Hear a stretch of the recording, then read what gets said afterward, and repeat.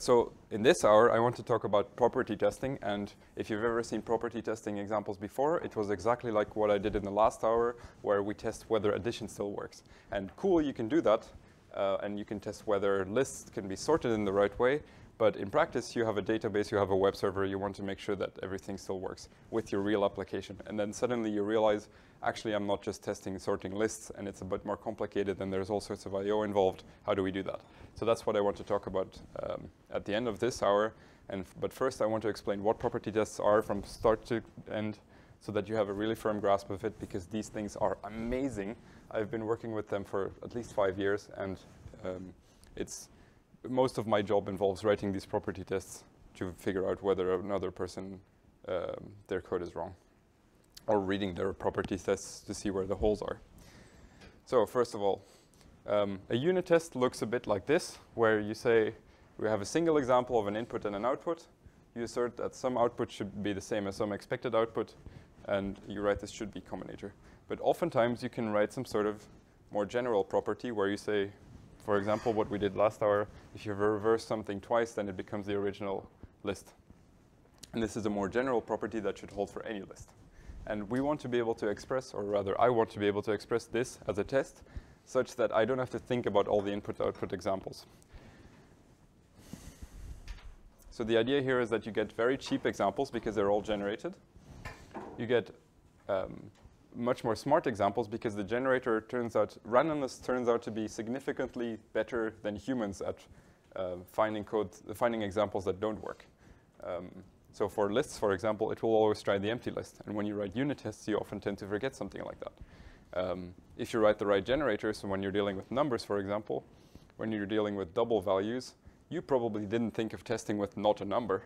But if someone sends not a number to your service, you still need to be able to handle it. So property testing gives you smarter examples. And it deals with the edge cases automatically because of the way generators work. But the other side is that now you have to come up with more general properties of your code instead of just simple input-output examples. And specifically at first, but also later, this is more tedious. And people don't tend to like writing tests, so this is more complex and more friction. And also, now you have to care about how the generator is written, and also shrinking. I'll explain that later. You need to care about this now, because somehow these properties that have an argument to a test somehow needs to have their arguments materialize somehow. And we use randomness, but you could use another oracle with exhaustive property testing, or you can even try to write some proofs, but that's something different. Are we good, Michal? All right, so here's an example of how to do that in QuickCheck. So I was asked earlier, what's the difference between QuickCheck and HSpec? HSpec is just the way you write the tests in a file top to bottom with the describe and the it. QuickCheck is only the property testing part, and you can use them both independently. So the way you run a property with QuickCheck, and I suggest you do this as well. We go to the directory of the previous class, and you can do something like stack ghci. And then you do import test.quickcheck. That doesn't work. Why doesn't that work? All right, stack ghci package quick check. Import test.quickcheck. And now I can do quick check ls to reverse ls equals ls. Voila. And so in your GHCI, you may not want to use should be because that comes out of HSpec. So use equal signs instead. You can also use triple equal signs now, and that will show you a nicer diff if something goes wrong. So QuickCheck will generate 100 random tests. Try it out. Now, if I made a mistake here and I said that instead of its own inverse, I say that reverse needs to be that shouldn't be true.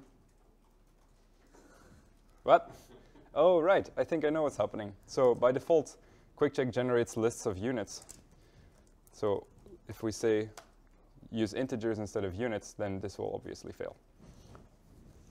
And so what you see here is that this property was falsifiable after 6 tests and 6 shrinks. I will get to the shrinks in a moment. And it says that if you generate this value, then the result on the left-hand side is not equal to the result on the right-hand side. All right? So I encourage you to try out some of these properties and see what could go wrong. So now I want to talk about how this data is generated. So a generator is a type. So gen A generates A's, or can generate A's, but it needs two things. First of all, it needs a seed to do the pseudorandom generation. It's very important that you use a fixed seed in your CI system, for example, so you don't have flaky property tests, because it could be that in 1 out of 100 cases, your test fails, and every once in a while, your property testing framework just doesn't use this case, and then you have a flaky test. So set a seed. If you're not comfortable with the seed not testing enough, you can use more test cases.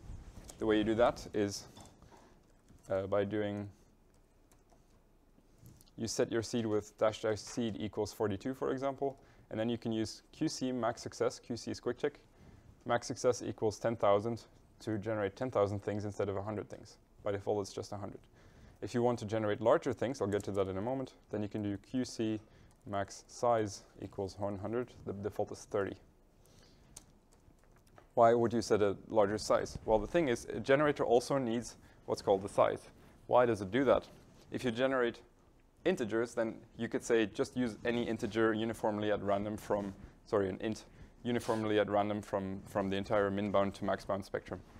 That's fine. But if you want to generate a list of things, for example, there is no uniform at random from the set of all lists, because our list can be arbitrarily long. So QuickCheck uses a seed parameter that allows you to specify vaguely how long at maximum the list should be that you generate. The size doesn't have to correspond to the length of the list. It should sort of correspond to the number of bytes you use, or at least be some multiple of that, but that's not always the case. So it's just some guide of how large of a structure to use. And once you've had a seed and a size, gen is a monad, which means that it will thread through the new seed every time it generates something, and it will thread through the size for you as well. So you can compose these generators in ways that I can show you later. So the next thing I want to talk about is shrinking. So if a test fails with random data, you get a lot more incomprehensible output than if it was an example. Specifically, if you want to say, for example, I once thought if you uppercase a character, then it becomes uppercase. Silly me.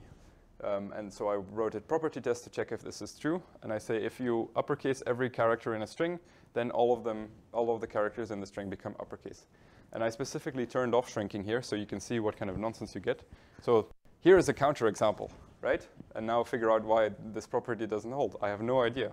So what shrinking does is it tries to automatically make the example smaller so that it becomes easier to reason about what the problem was.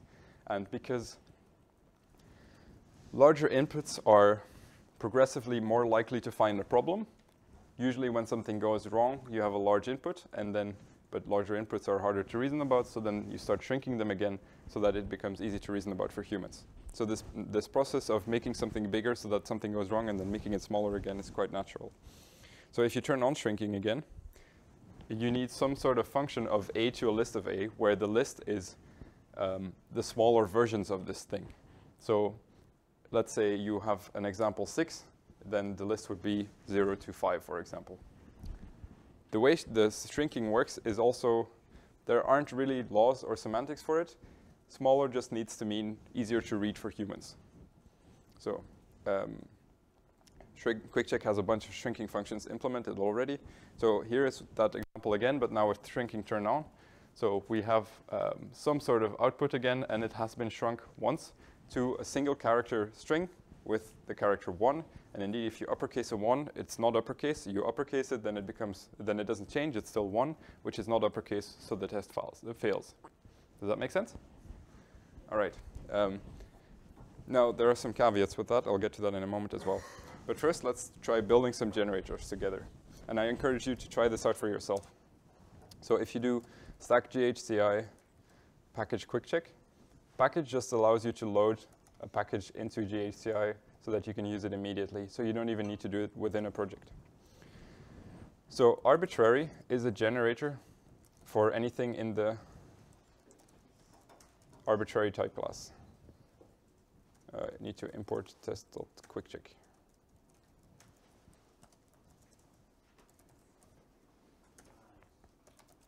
Voila. Now, to run a generator, you can use either sample, and this will just make a few of them and print them for you. If you use generate, then it will make one, in I/O that is. And then there are the more complex ways of using generators that you don't need to know about yet. Now, suppose I wanted to generate an integer, but I really only care about the positive ones. So suppose my code needs to work for positive integers, but not for negative ones, then in my test I only want to use the positive ones. So what you can do is you say such that, and you supply a predicate. Is this readable for everyone? Such that greater than or equal to 0, for example. And now it will generate only positive values. But it's important that you realize how this works, because what such that does is generate something, test if it is allowed. If it is, give it back. If it's not, try again. So that means if you do something like arbitrary such that equals 100, this is not supposed to work. There we go. So this took a lot longer, because trying to generate random integers and then testing if they're equal to 1,000 takes a lot longer than just returning 1,000. And the way you do that is with pure 1,000. That's because this is an applicative. So in this case, the greater equal works with OR, the OR type class, right? Yeah. It just picked integers. Is it an arbitrary decision by the tool, or? Yeah. So this has nothing to do with QuickCheck. This is GHCI. So the rules for this are different in GHCI and in GHC. So if you write this in your code, this will not compile with an ambiguity error.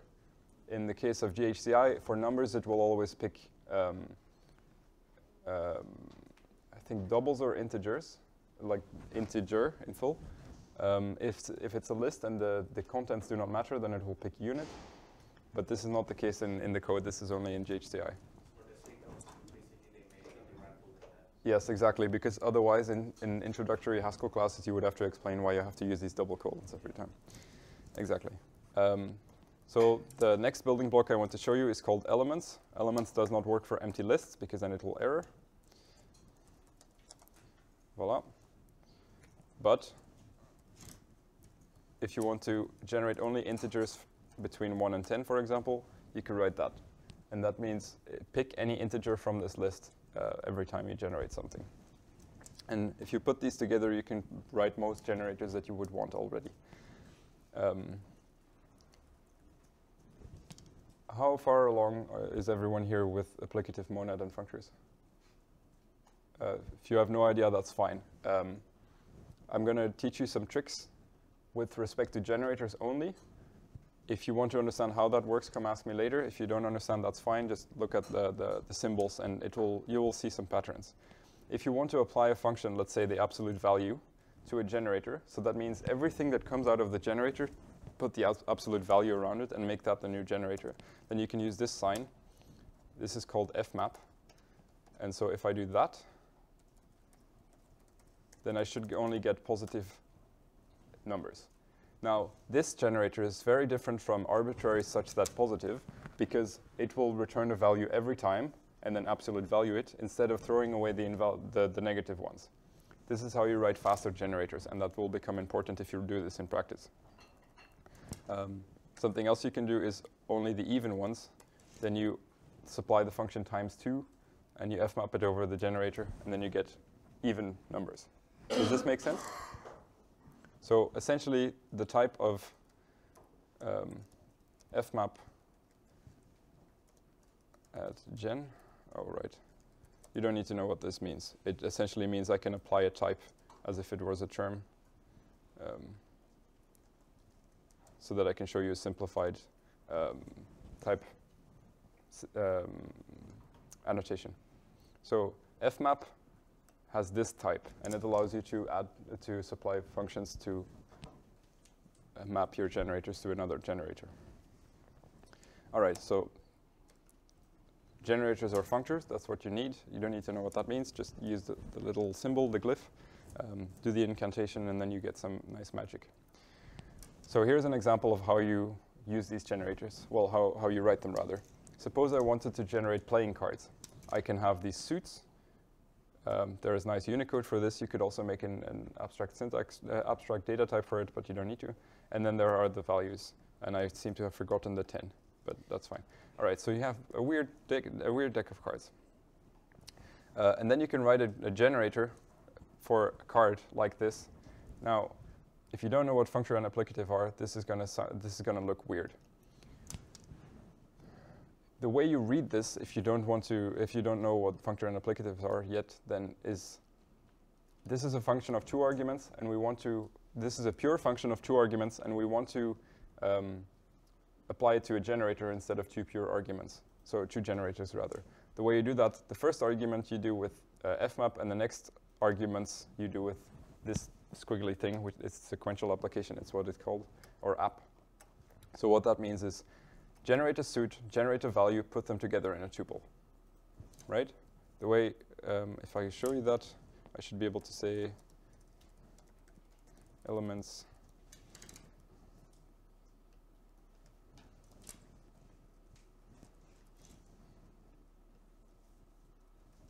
like so. Oh, I forgot elements. Sample it. Voila. Oh, it doesn't show these nice Unicode things. All right, so it's spades, heart, clubs, no, diamonds, clubs. There we go. So that's how you get. So that's how you compose these generators in a nice way, independently. You can also use them as a monad, but I'll get to that. You don't need to know how that works. It just means that you can have the next generation depend on the previous one, and that's how this works. So what I'm saying here is generate a list of cards by first generating a length of a list and then generate that many cards. If you don't understand what this means, that doesn't matter.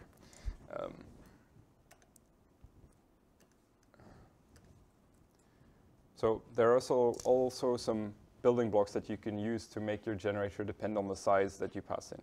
So there's size, which lets you supply a generator that uses the size, and there's resize to supply a different size into a certain generator. So here's an example. If you want to generate only lists of 15 exact ints, what you can do is, this is the wrong way to do it, by the way, but it's just an example. You can supply, you can say generate n arbitrary things, use the n, make that an argument, use sized to make it into a generator without an argument, and then use resize to pass in 15 as that size, right? That is just to give you an example of both of these functions. In practice, you wouldn't do it this way. All right.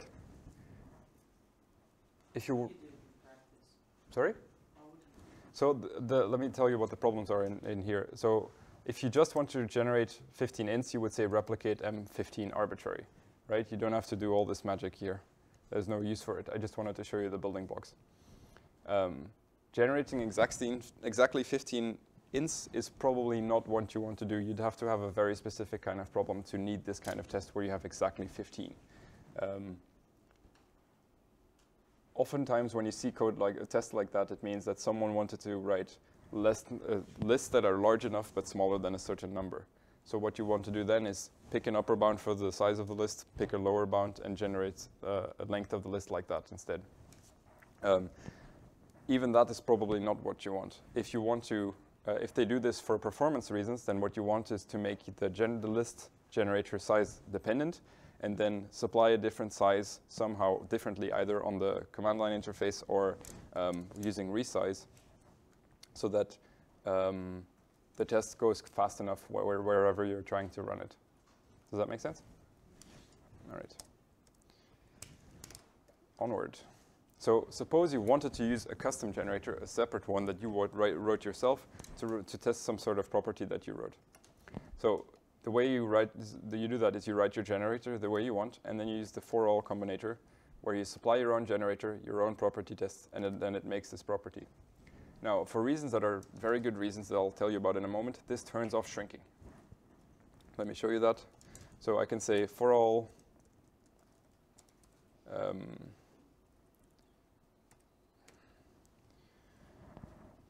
replicate M15 arbitrary generator of int lists.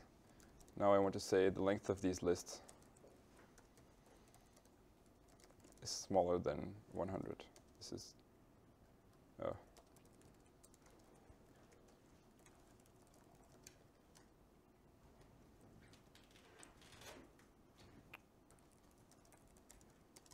there we go. So this test passes, and you note that it's very important that you use a custom generator here, because just saying that the length of any list is smaller than 100 is not true. But it still passes this test because I wrote a separate generator. This shows you how important it is to figure out how generators work and use them correctly. Because it could be that for your particular domain, the only reason that you haven't bumped into a bug is because your generators aren't good enough. So I definitely encourage you to try this out for yourself in GHCI, see what you can come up with.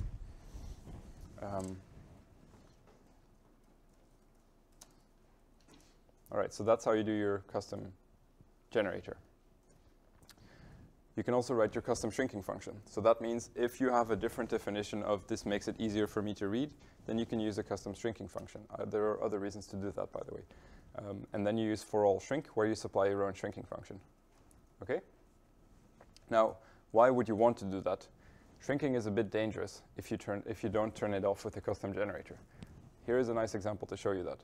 If you have this function, this property test for all shrink, make an arbitrary number that is larger than 5, and shrink it with the default shrinker that goes to 0. If I want to test the property that any value is larger than 5 and even, it's going to be wrong. So it's going to give me a counterexample. So if I do for all, if I just do quick check property I is greater than 5 and even, what's the problem? There we go.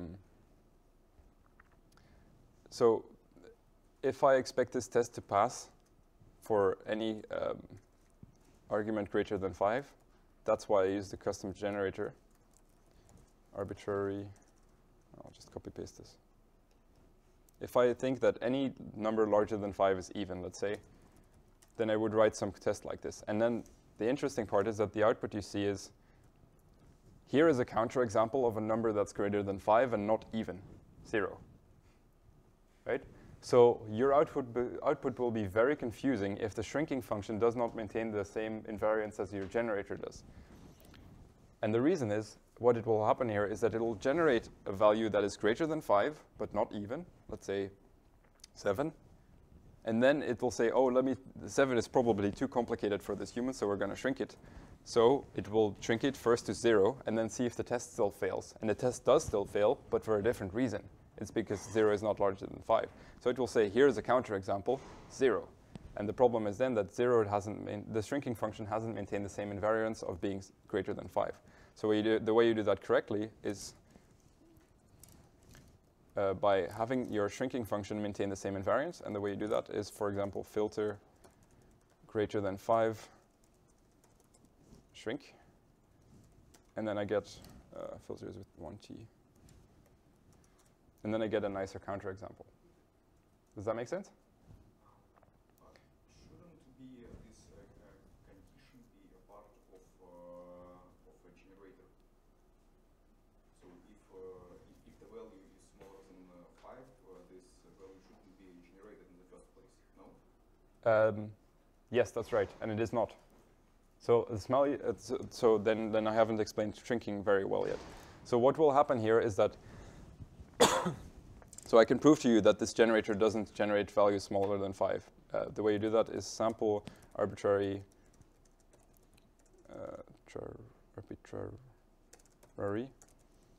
such that greater than 5.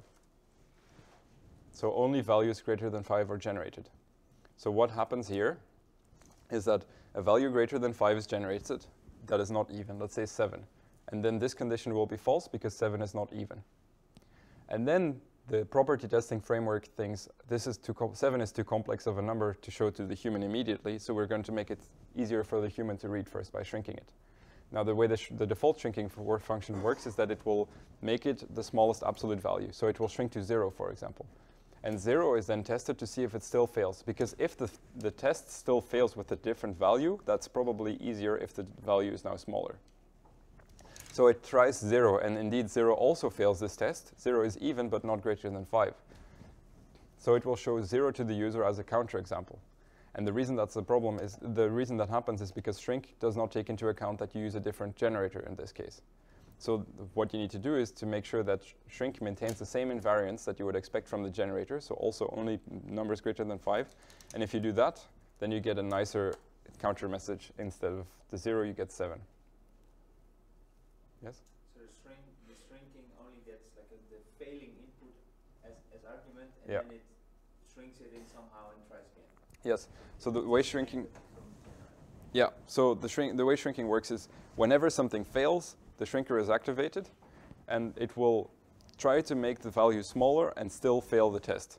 But it's important that you realize that the test could fail for many reasons. So if you want to generate a specific input for a specific way that something can fail, then you need to maintain the same invariance with the shrinker.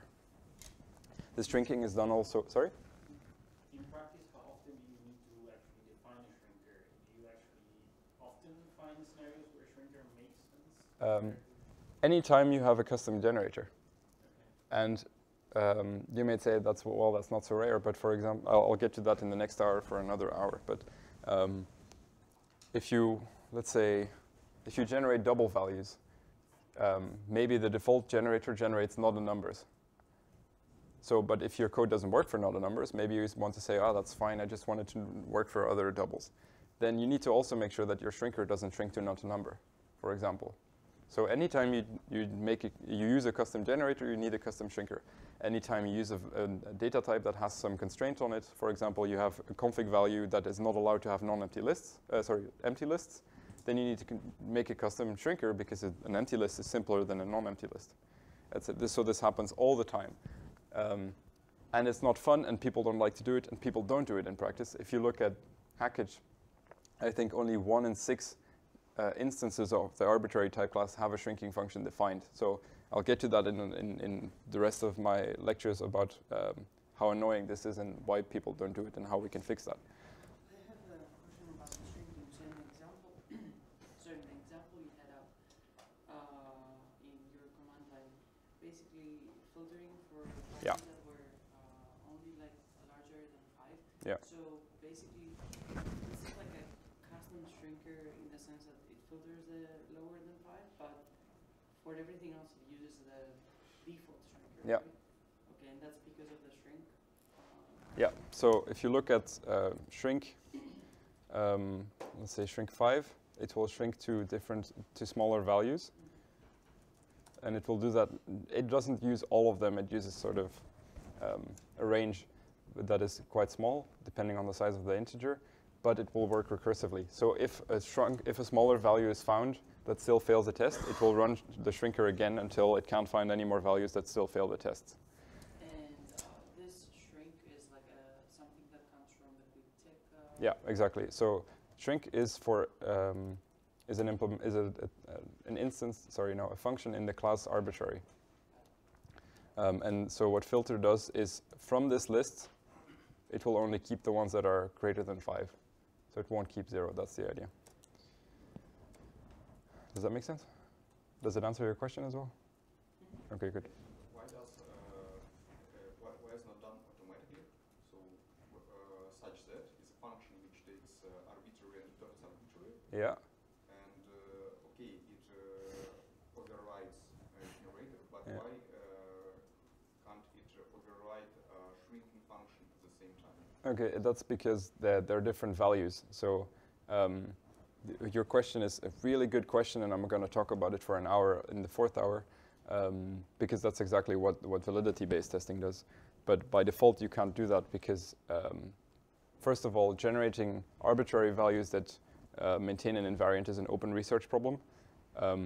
But changing 2 values at the same time based on where you use such that is not possible in Haskell, and for good reason as well. So the way this is done in validity-based testing is exactly what you describe. But in quick check, that's not possible. So I'll get to that, I promise. But it's a really good question as well, but I can't show you at the moment because it's the next slides. So which kind of testing? validity-based testing. I'll talk about that tomorrow for an hour. And also in the next hour, I'm going to talk about an overview of all the different kinds of approaches. So there are some dangers with such that as well. These are two generators that only generate the same values, but the first one is significantly faster than the second one because the first one just always generates 100 without doing any randomness, and the second one keeps only the ones that are exactly 100 from generating random values. So you have to watch out for two things. Either predicates that are rarely true. So for example, equals 100 is only true for 100, which is quite rare in integers. And you also need to watch out for expensive predicates. So for example, is prime or something, because that will really slow down your test. Remember, you're generating 100, 1,000, or 10,000 of these, so watch out with that. You have to also watch out with properties that depend on the size of your input. For example, if you have a small size and you say the length of any list is smaller than 100, then quick check will just generate 100 lists that are quite small and tell you, yes, this property holds. Or at least it's not falsifiable. Oops, what did I do? Here we go. So if you use a larger size, then it will find some counterexamples. So watch out for these properties that depend on the size. There are also some other problems with size, is that you can very easily accidentally write generators that make huge things if your data type is recursive and you don't pay attention. So one of lets you supply multiple generators and just one of them will be chosen. So say you have a tree data type that just is the structure of the tree with no values in it. And I want to write an arbitrary tree like that. Then I'd say either you generate a leaf or you generate a branch and then recursively generate trees. And then you can define the size of the tree as the number of things in it. And the problem with this generator is that even if you have size 1 as the size of your that is passed in, it will still generate ridiculously large trees sometimes because of the way probability works with 1/2. So watch out for the generators that use the size in a nonlinear fashion. The way you do this, the way you write this kind of generator is a bit more complex. You'd say, show me the size. If the size is 1, then generate a leaf. Otherwise, split the size into 2 pieces and resize the first generator of the branch with the first number and resize the second generator of the branch with the second number. So in this case, that means the size of the tree is evenly distributed across all parts of the tree while still being a random tree. Does that make sense? You don't really have to understand all of this code. I'm just explaining you in words. All right, so this is all very nice. The problem is, well, one of the things you will run into is that you will want to write the same kind of property over and over and over again. One of the properties that I use all the time is if you put something valid in, you should get something valid out. And another property that we use every once in a while is for binary relations, where you say that this relation should be reflexive. And this is the relation that you put in. If it should be reflexive, then the code for this property test will be the similar kind of code every time. And the way you abstract over that is with what is called the property combinator. So that's a function where you put in a function or something else and you get out a property. So you can abstract over the concept of property test itself by making more generalized property combinators. What I say here is that reflexivity is a property combinator where you can pass in a relation and it will generate you a property test that says for any value that you can generate, if you apply the relation with itself, then it should be true. That's what reflexivity means. And now you don't have to write this code over and over and over again. You can just say reflexivity operator. All right? Make sense? And this can go even further, but I'll explain some examples first. So you can make very general combinators like this. Now, these are very mathy, and you may not be interested in this kind of properties for your own code, but you could write similar style property combinators where you say, I want to make a CRDT. My merging function needs to be commutative, associative, and idempotent. Then this is exactly the kind of properties that you want to use. And for more real-world examples I'll get to in the next slide, you can now also write test suite combinators. So that's where you pass in something and it will generate an entire test suite for you. Here is an example of such a thing. This is called the eexpec. Now, given some GHC nonsense that you have to do some magic incantations here and then it will work. But what that actually means is for any type, as long as I can generate it, I can make a test suite out of it. And this test suite will test that the equality instance makes sense. So you can apply it with, you can use it with type applications. So that means instead of passing in a value, I'm passing in a type here and I'm saying, make me a test suite for integer to make sure that the equality instance makes sense. And then it will generate this entire test suite to make sure that equals is reflexive, symmetric, transitive, and equivalent to not equals, and the opposite for the other way around. So now you can turn one line of testing, this one. Oops, what did I do? You can turn one line of testing into 600 tests. So your power as a tester has just multiplied because you learned about property testing and combinators. All right, so that's the first part of this talk, which is just property testing and combinators. How much time do I have left? I still have 10 minutes. Are there any more questions about this? Then I can wait with the rest for now. Yes? So arbitrary is a type class. Yes. And it means that for any type I can have only one instance of arbitrary. Is it a problem or not? Yes. Well, it's a problem. It's also a good thing, but you're right about that. So arbitrary is a type class. For any type, you can have only one arbitrary instance, but you can still write your own generators as much as you want because generators are values. Does that make sense? Okay, I can write one generators, but Yeah. I can't use derivation because they rely on arbitrary instances, right? You cannot use what? I mean, I can't combine okay, it doesn't. No, what you're trying to say is it makes a lot of sense, and it's another reason why some of the things exist that I will explain in the next hour.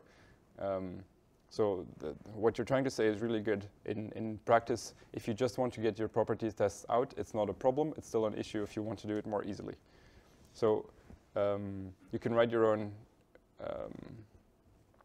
So the problem that I think you're seeing is that this kind of function cannot be used with the custom generator. But you could also write a property combinator that you just pass in the generator instead of using this instance constraint. So it's not a problem per se, it's just a bit more annoying. I have a question. How does it perform? This one-line generation of the whole spec? So do you have to wait for like 1 second, or is it continuous? Well, let me show you an example.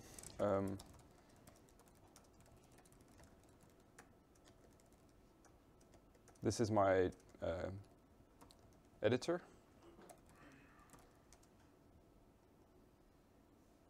So I just ran 35,000 tests in 2 seconds. So it's not particularly fast in this case because I have very weird generators in some cases, but it's not slow enough to be a problem. And if you noticed, the big amount of time was really the first 2 or 3 tests, and then the rest was quite quick. So if I only do, oops, the eq instance ones, well, I have 9,000 tests in half a second.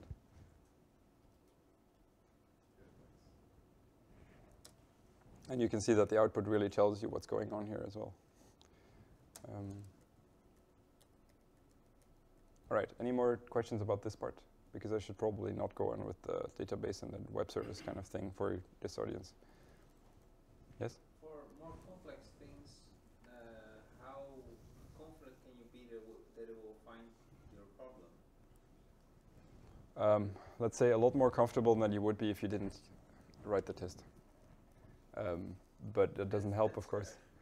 So any kind of testing is better than no kind of testing when it comes to finding things, but that doesn't mean it's good enough to find the thing you're trying to find.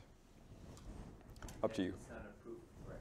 Exactly. So it's very important that you realize that testing can only find ways that your code doesn't work. It can never show you that your code does work. If you really want to be sure that your code does work, you prove that it works, but this is even more expensive in terms of developer time, that is. All right. So given the audience, I hope I'm not being presumptuous when I assume that you haven't written any web services in Haskell. Sounds about Okay, so then it doesn't make sense for me to explain all of this per se. Let me go through this really quickly. You can write property tests that work with the server where you say, for example, if I call my API with the same argument twice, then I should get the same result twice.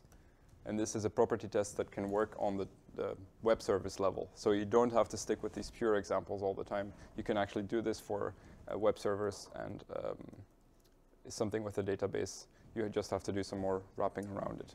And if you want to do that, come ask me, and then I will help you with it. In the meantime, here are some links. So there's the Quick Check project, which is property testing. There is the HSpec project, which is just the test framework. And then there's validity-based testing, which has about 500 different combinators of property tests and test suites. All right, I think that's where I should stop for this hour.